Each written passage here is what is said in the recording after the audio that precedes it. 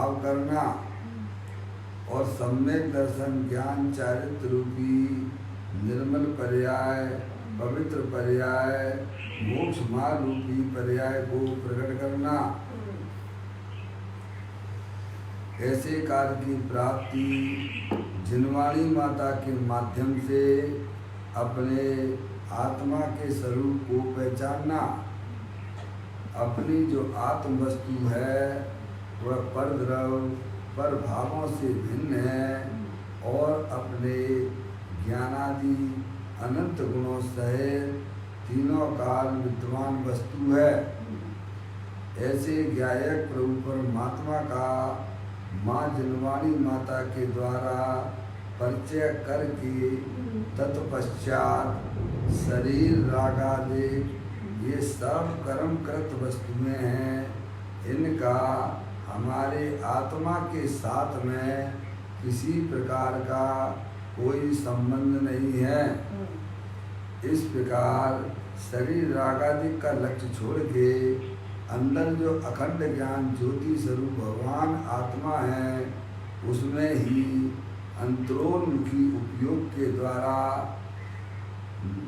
एकत्वपना स्थापित करना, उसी को निज रूप से जानना और उसी में ही अपनी पर्याय को मग्न करना, इसी को अरिहंत भगवान धर्म कहते हैं।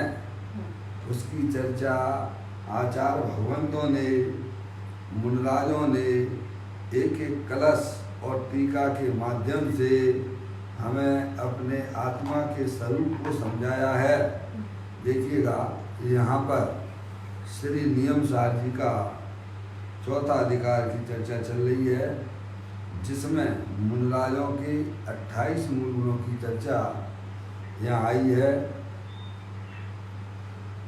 समिति की चर्चा है, 62वें नंबर की गाथा चल रही है। यहाँ पर मुनिराज के जो है भाषा समिति कैसी होती है उसकी चर्चा यहाँ पर आई है। पाठ करते हैं। पैसून कर कस हास पर निंदा प्रशंसा आत्म की, छोड़े कहे हित कर वचन उसके समिति है वचन की।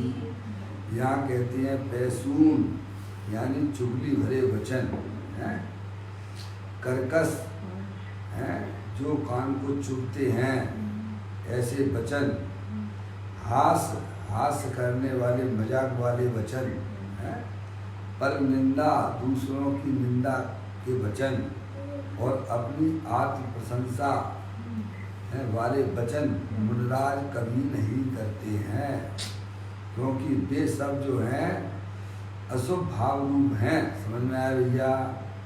और मुनिराजों की पर्याय में अशुभ भाव का अस्तित्व होता ही नहीं है, हैं? उनकी पर्याय में शुद्ध परिणति प्रकट हुई है अपने ज्ञायक प्रभु परमात्मा के अवलंबन से, लेकिन पूर्ण शुद्धता प्रकट न होने पर उनकी पर्याय में अभी किंचित शुभ राग शेष है।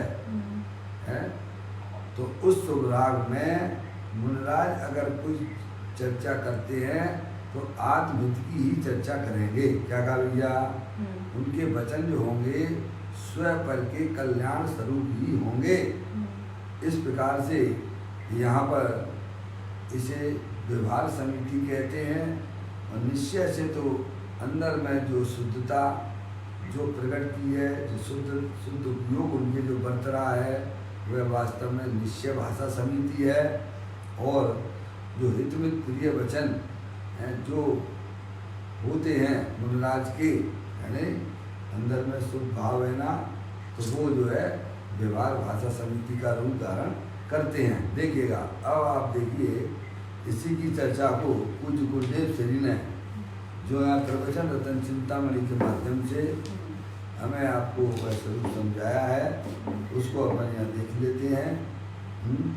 पेज नंबर 106 पर अपनी चर्चा चल रही है। देखें, यह भाषा समिति की बात चलती है ना, तो कहते हैं सच्ची भाषा समिति उसे कहते हैं कि एक आत्मा में जो अनंत गुण सतरूप हैं, डॉट डॉट डॉट किया वे अनंत गुण कितने हैं? हाँ भैया समझ आए? वे अनंत गुण कितने हैं? तो कहते हैं 3 काल के समय से भी अनंत गुण सतरूप हैं, यानी 3 काल के समय से भी अनंत गुण सतरूप हैं। 1 सेकंड में असंख्य समय होते हैं। ऐसे 3 काल के समयों की व्याख्या से अनंत गुण एक जीव में सतरूप हैं, विद्वान हैं। समझ में आया भैया? सत कह के मतलब हर समय उपस्थित हैं। प्रत्येक आत्मा में 3 काल के समय अथवा लोकाकाश के जितने प्रदेश हैं उनसे भी अनंत गुणे हैं। प्रत्येक जीव के जीव द्रव्य में इतने गुण हैं, यानी अनंतानंत गुणों का वह स्वामी है, वह आत्मा। समझ में आया भैया? वो आप हो, हम हैं, सब जीव है ना। ये शरीर तो जड़ है, मुर्दा है, क्या भैया? जानने देखने की शक्ति से रहित है। थोड़ा सा अंतरोन्मुखी उपयोग के देखोगे तो अंदर जलल ज्ञान ज्योति स्वरूप ज्ञानेश्वर भगवान आत्मा जो शरीर और राग आदि से भिन्न सत रूप से विद्वान है। समझ में आए भैया? कहीं से आपको लाना नहीं है। अरे आप स्वयं ही हो, अनंत गुणों के गोडाउंस हो, अनंत शक्तियों के भरेलो भगवान आत्मा है भैया। शरीर राग आदि की दृष्टि छोड़ दो। संसार अवस्था है, शरीर का संयोग होता है, बात अलग है।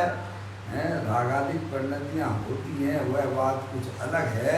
लेकिन उनसे निराला सत्स्वरूप भगवान आत्मा जो अनंत गुणों का गोडाउंस है भैया, अनंत शक्तियों का भंडार है। ये दोनों बैठी जा सुने, ऐसा वेद जीवन में विराजमान प्रत्येक आत्मा भैया है, विद्वान है, सत्य की ये बताना चाहते हैं भैया। और इसका मतलब ये हुआ कि हमें आपको अंतरोन्मुखी उपयोग के द्वारा इसकी सब पहचान होती है भैया, है नहीं यार? वैर मुक्ता से कुछ समझ में नहीं आएगा। विकल्प में पहले वस्तु समझी जाती है, जब आपको उसका लाभ लेना है तो अंतरोन्मुखी होना ही पड़ेगा। ये दूसरा है, इसके अलावा कोई दूसरा उपाय होता नहीं है। देखो यहाँ कहते हैं ऐसे अनंत गुण के सत को वर्तमान सतरूप ज्ञान की एक समय की पर्याय स्वीकार करती है। समझे नहीं आप? तो बंदा स्कूल चालू करो। समझे नहीं आप? देखिएगा, ऐसे अनंत गुण के सत को वर्तमान सतरूप ज्ञान की एक समय की पर्याय स्वीकार करती है। क्या कहा भैया? आगे बात समझ हैं? ऐसे अनंत गुण के सत को वर्तमान सतरूप ज्ञान की एक समय की पर्याय। देखो हमारे आपके पास में द्रव्य भी है और उसकी एक समय की पर्याय भी है। ना तो आपको कहीं से पर्याय लाना है और ना ही कहीं से आपको द्रव्य लाना है। क्या कहा भैया? समझ में आया भैया? वर्तमान में ज्ञान की पर्याय जो है ना, मत्सुत ज्ञान रूप से है कि नहीं है? अरे हाँ या ना बोलो भाई, हैं? है कि नहीं है? आप अपने अनुभव से बोलिए भाई। हैं? वर्तमान में हमारे आपके पास में मत्सुत ज्ञान की पर्याय है या नहीं है? और जिसकी पर्याय है वो ज्ञान गुण भी है कि नहीं है? वो भी है। ऐसे अनंत गुण, समझ में आया? ऐसे अनंत गुण हमारे आत्मा में विद्यमान है। समझ में आया भैया? तो स्वीकार करे। स्वीकारता होती है अपने आत्म वस्तु की। इसमें मौसी का फोन लगाना हुआ है, बेटू को बोलो, लो मौसी का फोन आ रहा है, इसमें लगा दे। समझ में आया? थोड़ा लाइट चली गई है यहाँ पर, है नहीं? समझ में आया? हाँ, देखिएगा तो यहाँ ये कहा जा रहा है,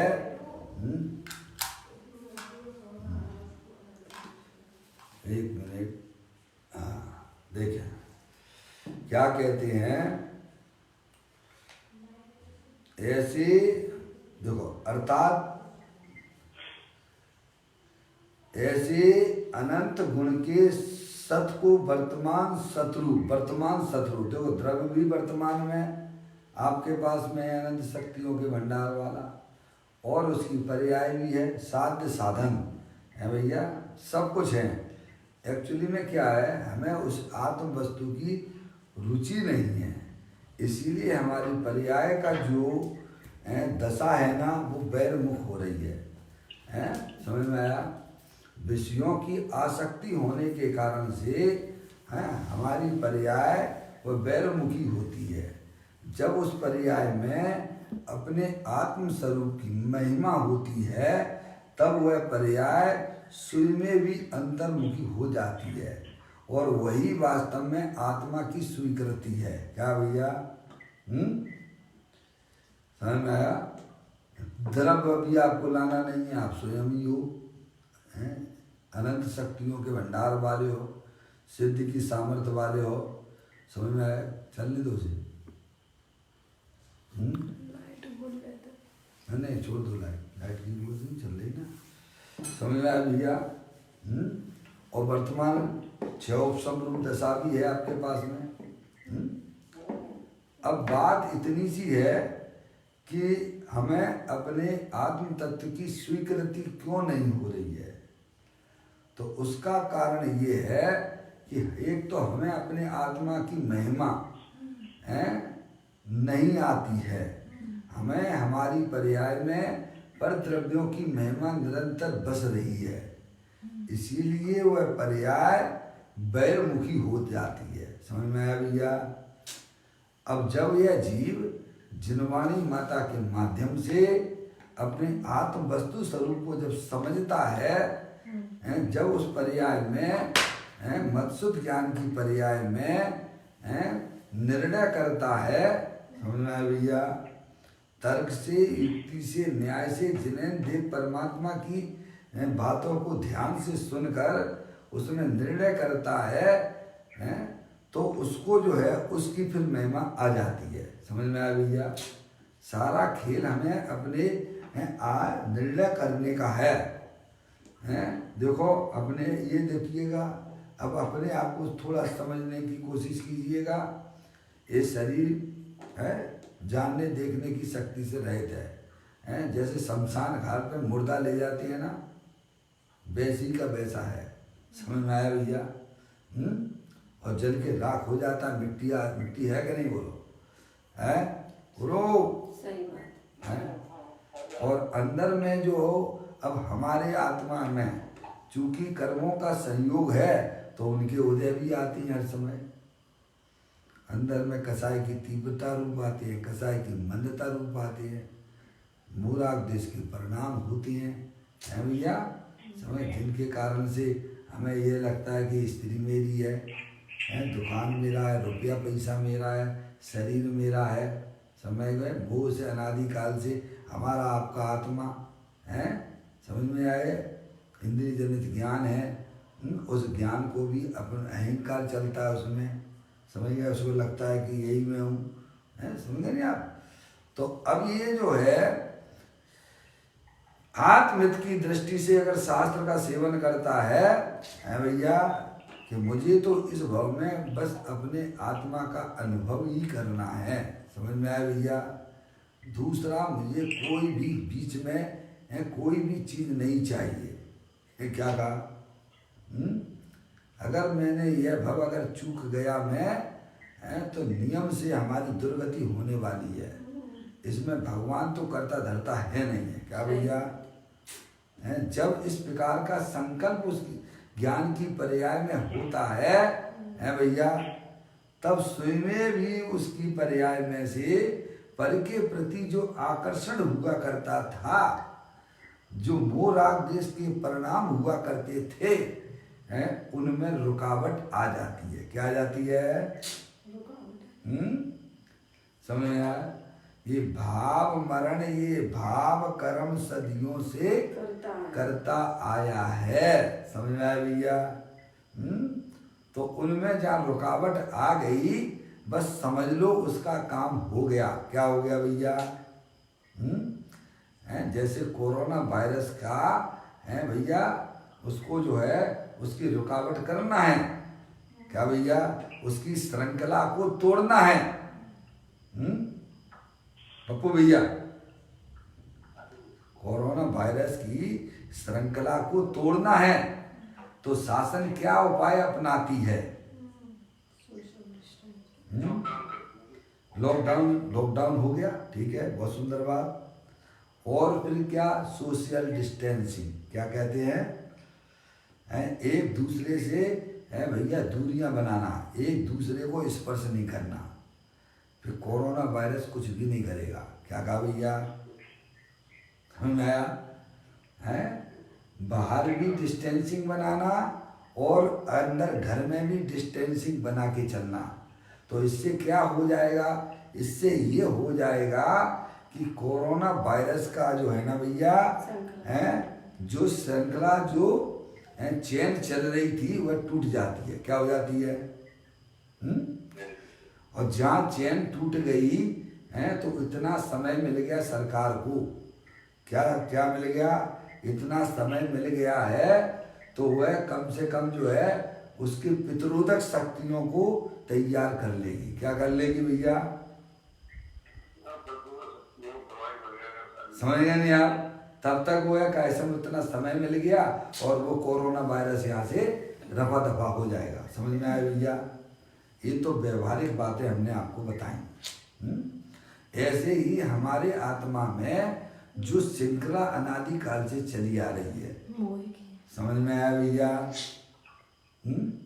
अंदर में जो मोह राग देश के जो परिणाम है ना, उनके निमित्त से जो पूरे लोकाकाश में जो कार्बन वर्गणाएं भरी हुई हैं, जो वर्गणाएं भरी हुई हैं, तो वो कार्य समय उनके निमित्त से हमारे आत्मा के साथ में द्रव्य कर्म का संबंध हो जाता है। क्या भैया? आपको अगर द्रव्य कर्म का संबंध को अगर अपनी आत्मा से संबंध तोड़ना है, समझ में आया? तो क्या करना पड़ेगा कि वह वर्तमान का जो उपयोग है ना, है भैया, वह अपने ज्ञायक प्रभु परमात्मा से जोड़ दो। क्या करना भैया? सही बात है। जोड़ने का मतलब ये कि जो स्वीकार करो, उसका आश्रय लो, उसे ज्ञान की पर्याय में है, उसे अपना ज्ञान का घी बनाओ। क्या भैया? है तो क्या होगा?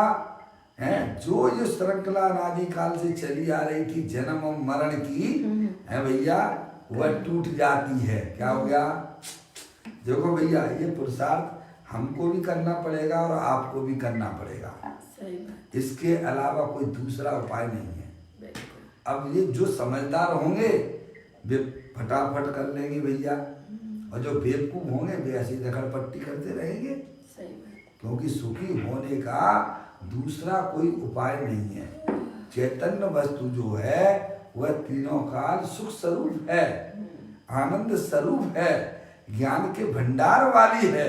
क्या भैया?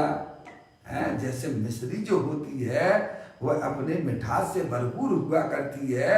मिश्री जो होती है भैया, वह डिब्बे में रखी होने पर भी वह डिब्बे रूप परिवर्तन नहीं करती है। क्या कहा भैया? हैं? और उसके ऊपर कहीं अगर गंदगी भी आ गई हो ना, तो वह गंदगी वह मिश्री रूप परिवर्तन नहीं करती है, वो ऊपर है। ऐसे ही अपना चेतनेश्वर भगवान आत्मा जो सुख स्वरूप है, आनंद स्वरूप है। समझ में आया भैया? बंद कर दो। ख्याल में आई बात भैया?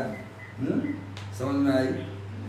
है और ऊपर जो है, जो मोह राग देश के परिणाम हैं, वे ऊपर ही ऊपर हैं, वे हमारे आत्मा के अंदर प्रवेश करते नहीं है। आगे बात समझ में भैया? अब इतनी तैयारी हमारी ज्ञान की पर्याय में होना चाहिए। क्या भैया समझ आया? सबसे पहले आत्म कल्याण की दृष्टि हो। अगर हमें अपनी आत्मा की पर्याय में निर्मल पर्याय प्रकट करना हो, सम्यक दर्शन ज्ञान चारित्र रूपी निर्मल पर्याय प्रकट करना हो, अरे भाई गंदगी तो किसी को अच्छी नहीं लगती है ना, है? गंदगी में कौन बैठना पसंद करेगा भाई? अरे आप भी भोजन करोगे तो गंदगी में बैठ के भोजन करोगे क्या? हैं? अरे कुत्ता भी हो, वह भी समझदार है, कभी गंदगी में बैठ के भोजन नहीं करेगा। है हमारी आत्मा अनादि काल से गंदगी में बैठी हुई है। क्या कहा भैया? मोह राग देश रूपी गंदगी में बैठी हुई है भैया। अरे गंदा बर्तन भी हो ना तो उसमें दूध जो है ना वह टिकता नहीं है। क्या कहा भैया? वह भी फट जाता है। ऐसे ही हमें अपनी आत्मा का आनंद लेना हो, अपने आत्मा का भोग करना हो, है भैया, तो अंदर जो पवित्र भगवान आत्मा है जो शुद्धात्मा है, अनंत शक्तियों के भंडार वाला है भैया। ऐसा जो है भैया, जब विकल्प रूप में यह बात जम जाती है, समझ में आया, तब वह भगवान आत्मा उसकी ज्ञान की पर्याय है भैया, समस्त परद्रव पर भावों का लक्ष्य छोड़ती हुई अपने चेतनेश्वर भगवान आत्मा से मिलान कर लेती है। उसे कहते हैं आत्मानुभूति। क्या भैया? आज करो, काल करो अथवा अनंत काल बाद करो, करना आपको भी पड़ेगा, करना हमें भी पड़ेगा, क्योंकि इसके अलावा कोई दूसरा उपाय नहीं है। समझ में आया? हम और आप कोई भैया 40, 50, 60, 60, 70 साल वाले नहीं है। क्या कहा भैया? इस शरीर को मत देखो, अंदर जो वीर का भंडार पड़ा हुआ है भैया, उस पर वहाँ दृष्टि ले जाना है, वहाँ अपने ज्ञान को ले जाना है भैया। अब ये धर्म कितना सरल है पप्पू भैया, बोलो क्या करना पड़ रहा है इसमें? आप ही बताओ क्या करना पड़ता है इसमें, हैं? अब चूंकि हमारे पर्याय में उसकी जानकारी का अभाव होने से हम तकलीफ में हैं। काय में तकलीफ में?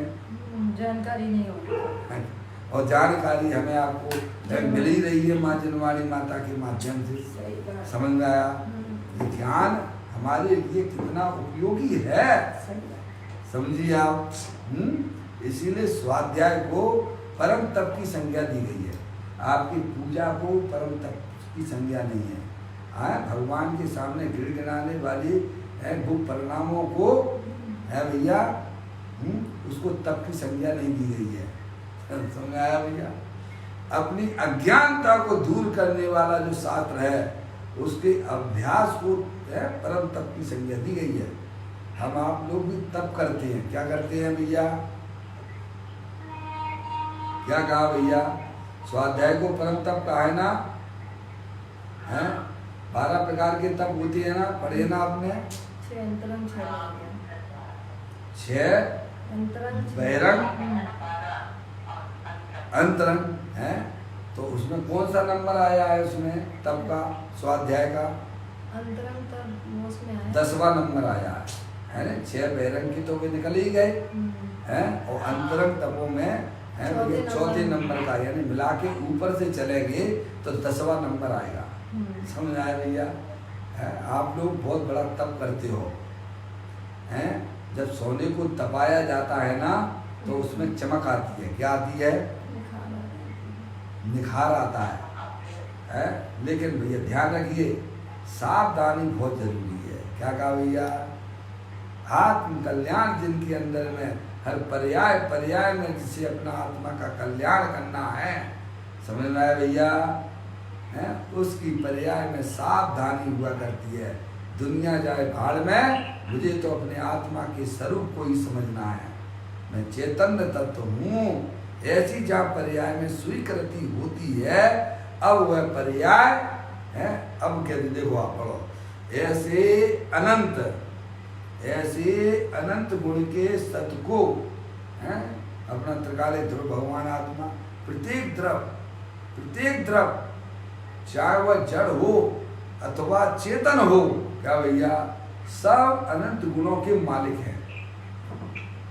क्या भैया, पप्पू भैया, चाहे वह जड़ हो, भौतिकल द्रव्य भी क्यों ना हो, वह भी अपने अनंत गुणों सहित है? ऐसे ही अपना चेतनेश्वर भगवान आत्मा भी अनंत गुणों का गोडाउन है, भंडार है। समझ आए भैया? तो कैसे है? ऐसे अनंत गुण के सत को वर्तमान सतरूप ज्ञान की पर्याय। समझ में आए? द्रव और पर्याय के अलावा और कोई वस्तु होती ही नहीं है। समझ में आया? कोई आपने इतने दिनों से विचार किया होगा, आपको कहीं नजर आती हो तो मुझे बता दो। क्या भैया,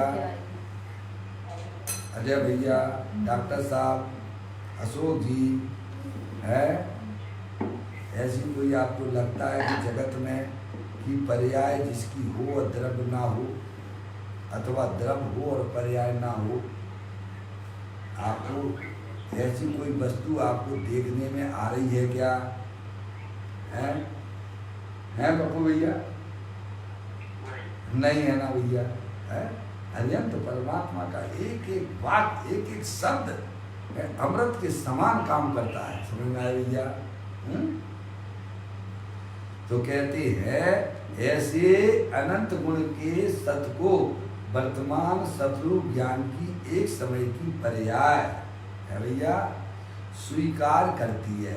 तो स्वीकार करने वाली पर्याय है कि मैं चेतनेश्वर भगवान आत्मा हूँ, और वो जो स्वीकार किया जा रहा है पर्याय में, वह बैर मुक्ता से नहीं होता है। क्या कहा भैया? हैं उस ज्ञान की पर्याय में दृष्टि एक गायक की है, उसी का नाम स्वीकृति है। आजकल की बोलचाल भाषा में कहा जावे अपना सेल्फी फोटो खींच लेना। क्या करना भैया? सेल्फी फोटो खींचने की बात की जा रही है। क्या करना है? सेल्फी फोटो खींचना। क्या क्या करना है? सेल्फी फोटो खींचना है भैया। समझ में आया भैया?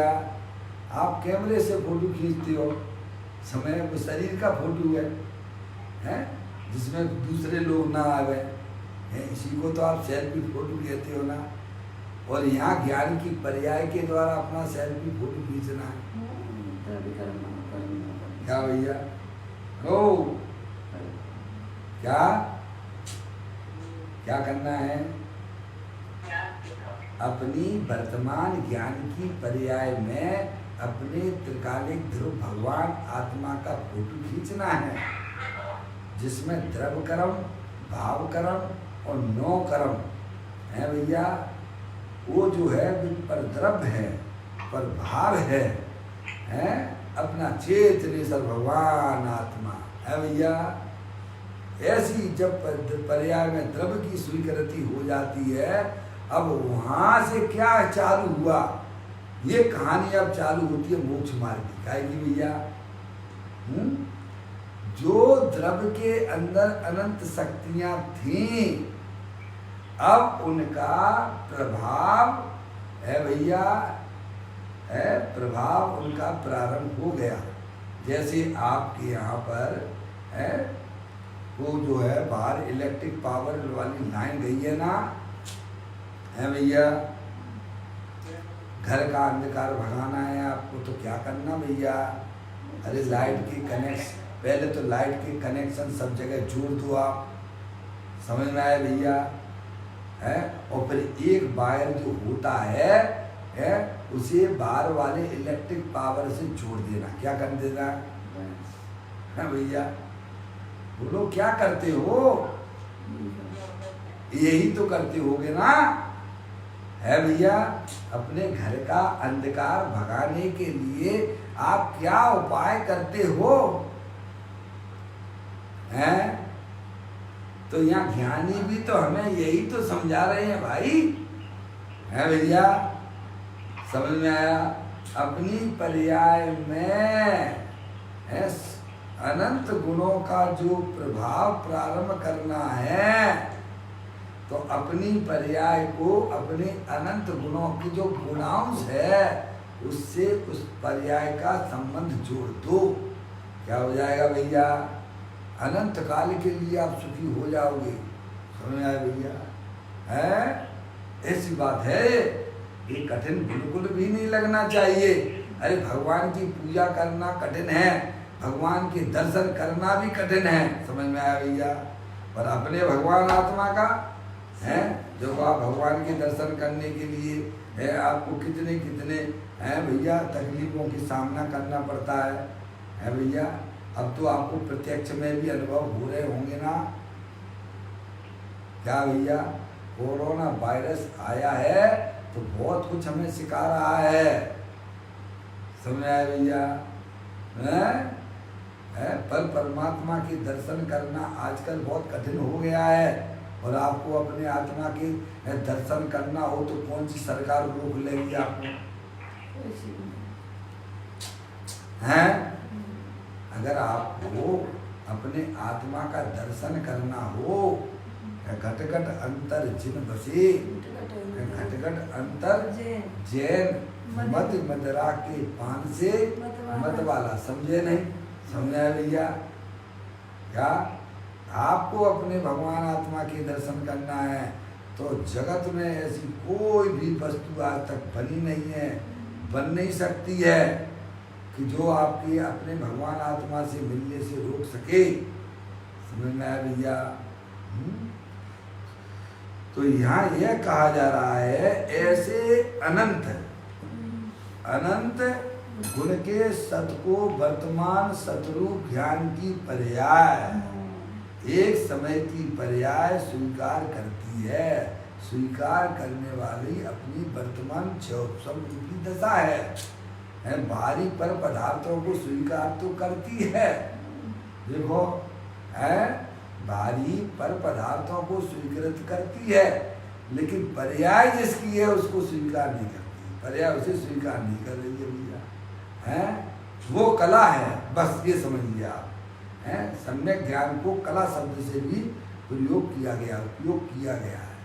आप रूप को जान बनो सो सम्यक ज्ञान कला है भैया।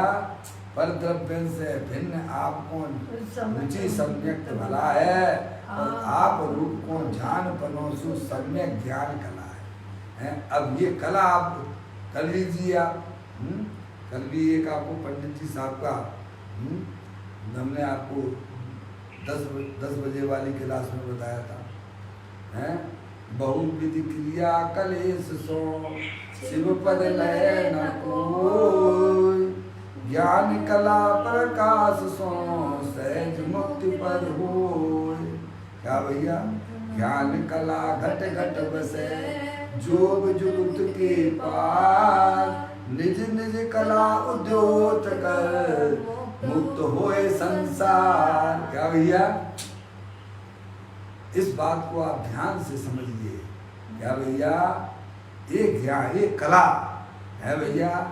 जैसे किसी को बिजनेस करने की कला आ जाती है, समझ में आपको किसी को बताता नहीं है आपको भैया, है?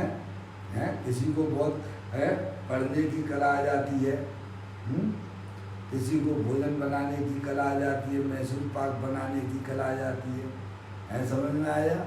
वे सब तो संसार में रुलाने वाली हैं, वो मिथ्या है, क्योंकि आत्मा परद्रव को कर नहीं सकता है। समझा? अहंकार परद्रव का करने का करता है, इसीलिए सब वे मिथ्या रूप में परिणत हो जाती हैं। समझा? आत्मा का स्वभाव तो मात्र जानने का है, और उसमें अहंकार करता है, रुपए पैसे कमाने वाला मैं हूँ, ये उसकी मिथ्यात्व भरी कल्पनाएं हैं। मैं भैया ये है भैया, हैं? लाख बात की बात यही निश्चय और लाओ, तोरी सकल जगदंड बंद नियातम ध्याहो है भैया। देखो कहते हैं ऐसे अनंत गुण के सत्य को वर्तमान सतरूप ज्ञान की एक समय की पर्याय स्वीकार करती है। यह स्वीकार पना वर्तमान ज्ञान की पर्याय अंतरोन्मुखी उपयोग के द्वारा हुआ करती है। स्वानुभव में देख ले, आगे क्या है? आत्मा स्वयं भगवान है। क्या भैया? अंतरोन्मुखी उपयोग के द्वारा अपने गायक प्रभु परमात्मा का दर्शन होता है। समझ आया? बैर मुक्ता से, पामरता से अपने भगवान आत्मा का दर्शन नहीं हो सकता है। समझ में आया भैया? कहते अर्थात तीन काल के समय से अनंत गुणे अनंत गुण हैं का मतलब आपको कहीं से लाना नहीं है। वह जो चैतन्य वस्तु है उसमें जीवत्व शक्ति है, चित्त शक्ति है, दृष्टि शक्ति है, ज्ञान शक्ति है, सुख शक्ति है, वीर शक्ति है, प्रभुत्व शक्ति है, विभुत शक्ति है, सर्वदर्शक शक्ति है, सर्वगत शक्ति है। ऐसी अनंत शक्तियों का पिंड है, वह जीव द्रव्य है। अरे अपनी बात तो सुनो, हैं? 24 घंटा बैरमुखी होकर दूसरों के गीत गाते हो, है भैया? अपने अंदर की आवाजें कब सुनोगे? ये मनुष्य पर्याय हाथ में से निकल जाएगी तब सुनोगे क्या? है भैया? तब क्या हुआ भैया? हैं? जब चिड़िया चुन गई खेत है तो पछताने से कुछ होने वाला नहीं है। नरक में रहकर ऐसी भावना भाई थी कि प्रभु मुझे कब मनुष्य पर्याय मिले, है भैया? मैं इन चीजों को समझूं।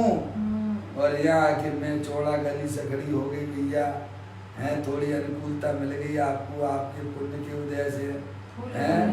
समझ में आया भैया? आराम से भैया कूलर चला लिया, एसी चला लिया, मस्ती से सो रहे हैं भैया, है?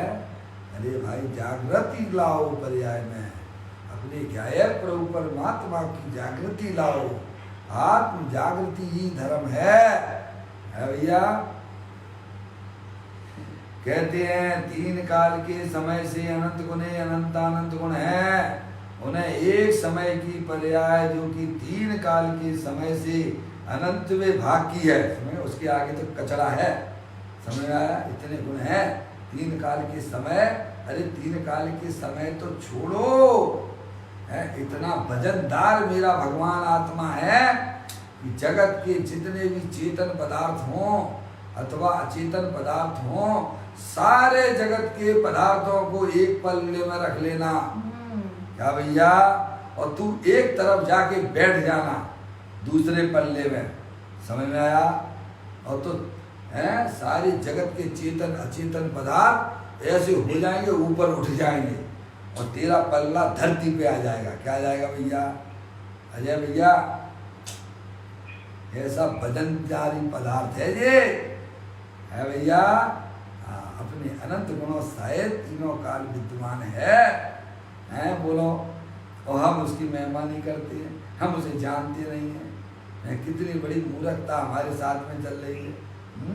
जैसे कोई बहुत शक्तिमान कोई व्यक्ति हो, लेकिन हमें उसका परिचय ना होने से हमें उसकी महिमा आती नहीं है। क्या कहा भैया? हमारे पास में बैठा हो, है भैया, लेकिन हमें उसका महिमा नहीं आती है तो सर्वशक्तिमान है भैया। परिचय ही नहीं है तो महिमा, लेकिन परिचय के बिना प्रीति कैसे होगी भैया? तो जिरवाणी माँ हमें परिचय कराती है ना। समझ में आया भैया? अब उसके पास नहीं जाओ, ज्ञानियों के पास चर्चा ना करो, है भैया? अब व्यर्थ की बातें करने लग जाओ। महाराज जी हमारे घर में बड़ा कलेश है। क्या भैया? हैं? वे तो इन बातों में इंटरेस्ट लेते नहीं है, तुम जबरदस्ती उन्हें आके बताते हो, पाप का बंद भी करते हो, है भैया? समझ में आया? उनका उपयोग भ्रष्ट करने का प्रयत्न किया जा रहा है, तो तुम पाप के भागी भी हो साथ में। समझ में आया भैया? उसके पास जाके तो विनय पूर्वक पूछना चाहिए कि प्रभु हमारा कल्याण कैसे हो, किस प्रकार से हम ये है जन्म मरण का ये अभाव कैसे हमारा हो, ये चर्चाएं करो है भैया। तो आपको देखो कितनी बढ़िया तरीके से समझा देंगे। मूर्खों जैसी बातें करोगे भैया, हैं हमारे घर के झगड़े से सुलझा दो, हैं जो सुलझाने की बात करता है वो भी मूर्ख है और सुलझाने की बात बताता है वो भी मूर्ख, दोनों ही मूर्ख हैं। समझ में आया? हाँ ऐसी बात है भैया। देखो यहाँ यह बताया जा रहा है, तीन काल के समय के से अनंत गुणे अनंत अनंत गुण है, उन्हें एक समय की पर्याय जो कि तीन काल के समय से अनंत में भाग की है वह एक समय में स्वीकार करती है। क्या भैया? अजय भैया, आप अपने मोहल्ले में हैं कितने लोगों को जानते हो? आप अपने मोहल्ले में कितने लोगों को जानते हो भाई? हैं कितने? आप बोल नहीं पा रहे भाई, क्या बात है? हैं कितने कितने लोगों को जानते होगे लगभग? कितने को नहीं जानते, आत्मा में जानते हैं। मौसी बोले कितने को भी नहीं जानते हैं? हैं इंदौर में कितने लोगों को जानते हो आप? सबको जानते। अजय भैया बड़ा सोच में पड़ गया, क्या जवाब दूं मैं इसका? हैं भैया? हाँ तुम व्यवहार से ही बता दो, हम कौन परमात्मा की बात कर रहे हैं? हमने तो पूछा ना, व्यवहार की बात ही तो है। मैं आपसे व्यवहार ही से तो पूछ रहा हूँ कि आप कितने लोगों को जानते हो इंदौर में, व्यवहार से पूछ रहा हूँ, परमात्मा से तो नहीं जानने की बात है जो मौसी हमारी कह रही है। सर्वज्ञ जानते हैं। क्या है? हैं? हैं? जानते हैं, सबको जानते हैं। क्या भैया? नहीं जानते ऐसी बात नहीं है। क्या मैं जड़ हूँ तो नहीं जानता हूँ? कैसी बातें कर रहे हो आप लोग? हैं? सबको जानते हैं। क्या मैं जड़ हूँ तो नहीं जानता हूँ मैं? सबको जानते हैं। हाँ ये बात अगर मैं पुद्गल द्रव्य से कही जावे कि तू कितने लोगों को जानता है, तो वो क्या किसी को नहीं जानता। क्या कहेगा वो? किसी वो को कहेगा नहीं। भाई साहब हमारी ये जो आपकी बात है ना, जो आप वचनों से बोल रहे हो ना, मुझे कुछ समझ में नहीं आ रही है। क्या कहेगा वो? क्योंकि समझने के लिए ज्ञान चाहिए ना, है भैया? हैं? तो हम जानते हैं, सबको जानते हैं। क्या जानते हैं? ये मेरे नहीं। सब ये मेरे नहीं है। कैसा जानते हो? मेरे नहीं। ऐसा नहीं जानते हो क्या? जानते हैं? हैं? बस इतनी तो बात है। अरे हम विश्व के समस्त पर पदार्थों को जानते हैं। कैसा जानते हैं? ये मेरे नहीं है। समझ में आया भैया? भिन्न रूप से जानते हैं। ये भी तो एक जानना होता है कि नहीं होता है?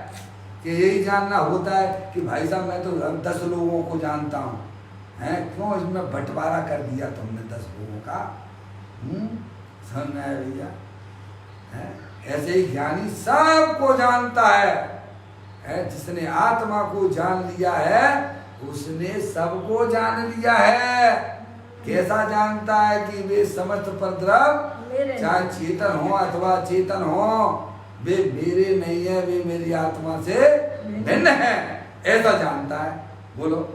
मेरा तो एक आत्मा है। मेरा तो एक आत्मा है, ऐसा वह जानता है, उसे ज्ञानी कहते हैं। क्या भैया? ये अलौकिक बातें हैं, ये दुनिया की बातों से अलग टाइप की हैं। क्या कहा भैया?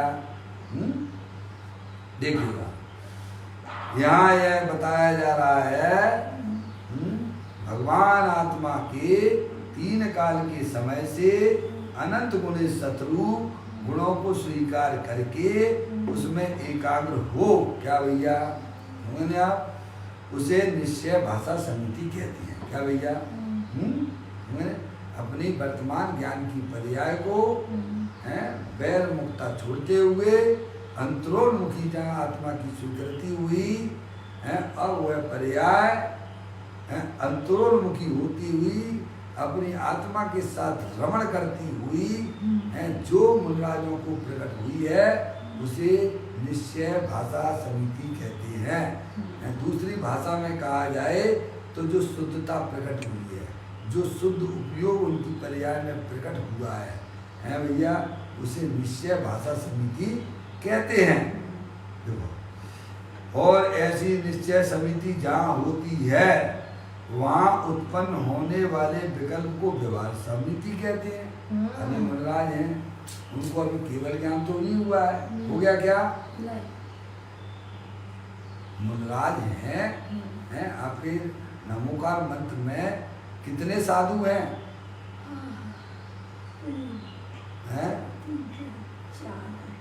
3 4 5 हैं, कितने? 4। जितने लोग में हैं उनके सब साधुओं को नमस्कार। ये जो है नमोकार मंत्र है ना, उस नमोकार मंत्र में कितने साधु हैं? 3 हैं, आचार्य, उपाध्याय और साधु। उनकी बात चल रही है, अरिहंत परमात्मा की बात नहीं चल रही, समझ गए? वैसे अरिहंत परमात्मा भी साधु की श्रेणी में आ जाते हैं, समझ में आई भाई? क्या कहा? अरिहंत परमात्मा भी है उसकी श्रेणी में आ जाते, साधु की श्रेणी में आते हैं, समझ में आए? लेकिन यहाँ वो बात नहीं ले रही है, यहाँ तो उन साधु की बात की जा रही है जिन्होंने अपनी आत्मा में निश्चय भाषा समिति प्रकट की है। क्या कहा? और उनकी पर्याय में अभी शुभ विकल्प हैं, आत्महिता आदि की चर्चाएं करते हैं, माँ जनवाणी को लिखिबद्ध करते हैं, उसका उपदेश देते हैं, हार विहार के लिए गमन करते हैं, अभी उनकी पर्याय में शुभ विकल्प बाकी है। पूर्ण वितरागता अभी अरिहंत दशा प्रकट नहीं हुई है, तो जो जो शुभराग है उनकी पर्याय में उसे व्यवहार समिति नाम प्राप्त करता है। किनको करता है? जिन्होंने अपनी आत्मा में निश्चय समिति प्रकट की है, समझ में आया भैया? और जिन्हें निश्चय समिति प्रकट नहीं है भैया, वो व्यवहार से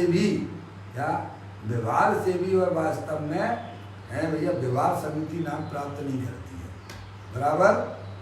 देखिए, अब यहाँ एक भाई का प्रश्न आया है भैया, व्यवहार ईर्या समिति अर्थात देखकर चलना ऐसा नहीं क्या? इंट्रोगेटिव कर दिया है। व्यवहार ईर्या समिति अपन पढ़ के आए थे, व्यवहार ईर्या समिति किसे कहते हैं? मुनिराज जब गमन करते हैं तो दिन में गमन करते हैं, 4 हाथ जमीन को शोध कर चलते हैं, ये बाहर की उनकी प्रवृत्ति होती है, और चलते चलते बोलते भी नहीं है, समझ में आया भैया? क्या कहा? चलते चलते बोलते भी नहीं है, अगर उपयोग की एक समय में एक ही समय कार्य करेगा छतमस्त का, ऐसे बात है उस समय वो है बिल्कुल 4 हाथ जमीन को दिन में, समझ में आया, देखकर गमन करते हैं, जिससे हमारे निमित्त से किसी जीव की विराधना ना हो जाए। 4 हाथ इसीलिए कहा गया है, तो 4 हाथ में जो है बिल्कुल एकदम सीधी व्यवस्था, गर्दन की जो व्यवस्था है ना सीधी बनती है, और 5 हाथ कहेंगे तो थोड़ा गर्दन को ऊंचा करना पड़ जाएगा, समझ में आया भैया? और कम कहेंगे तो गर्दन झुक जाएगी, इसीलिए 4 हाथ जमीन को दिन में शोध कर चलते हैं, उसे व्यवहार ईर्या समिति कहते हैं। ऐसे भावलिंगी संतों को हुआ करती है, समझ गया?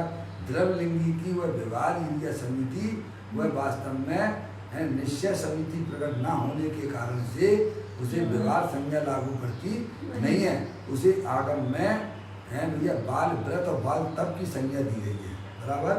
तो यहाँ ये बात कही जा रही है, व्यवहार ईर्या समिति अर्थात देख कर चलना ऐसा नहीं है, नहीं, इंट्रोगेटिव किया। अब वहाँ यहाँ गुरुदेव श्री उसका समाधान करते हुए कहते हैं नहीं, चलना तो व्यवहार ईर्या समिति में भी नहीं है। क्या कहा? वो कह रहा है यहाँ जो है ऐसी व्यवहार ईर्या समिति की बात की थी, अरे ये बात तो जो है ना वहाँ भी नहीं है। क्या कहा? समझ में आए? निश्चय ईर्ष्या समिति हो, अपने आत्मा में रमण करना, अपने आत्मा में चलना। समझ में आए? वहाँ पर ये व्यवहार ईर्ष्या समिति होती है। निश्चय पूर्वक ही व्यवहार ईर्ष्या अंदर में अपने ज्ञायक प्रभु परमात्मा में रमण करते हैं, चलते हैं, और बाहर में है भैया चार हाथ जमीन को देख कर चलते हैं दिल में। समझे आप? बाहर में चार हाथ जमीन को देख कर चलते हैं, अंदर में अपने ज्ञायक प्रभु परमात्मा को देख कर रमण करते हैं। है भैया?